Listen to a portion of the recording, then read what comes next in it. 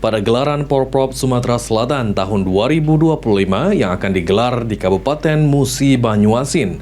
Rencananya akan mempertandingkan 34 cabang olahraga yang masuk dalam ajang Olimpiade maupun PON.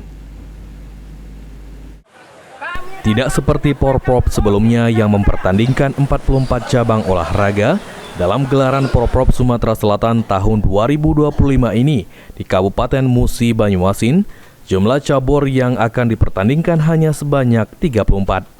Hal itu disebabkan karena KONI Sumatera Selatan menyesuaikan dengan jumlah cabang olahraga yang dipertandingkan di ajang Olimpiade, Asian Games, SEA Games, maupun juga PON NTB NTT mendatang.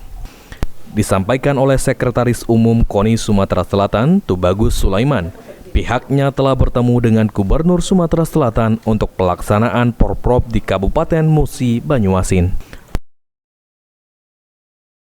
Dan diterima langsung oleh Pak Irman Deru menyampaikan bahwa beliau meminta pelaksanaan Porprov ini lebih meriah dari yang di Lahat, dan tidak ada lagi kita akan melaksanakan Porprov ini yang namanya jual beli atlet.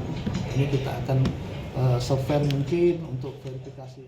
Untuk memastikan pelaksanaan Porprov di Kabupaten Musi Banyuasin berjalan dengan baik dan sesuai dengan keinginan Gubernur Sumatera Selatan, KONI Sumatera Selatan dalam waktu dekat akan berkunjung ke Kabupaten Musi Banyuasin untuk memastikan kesiapan Bumi Serasan Sekate dalam pelaksanaan Pekan Olahraga Provinsi Sumatera Selatan ke-15.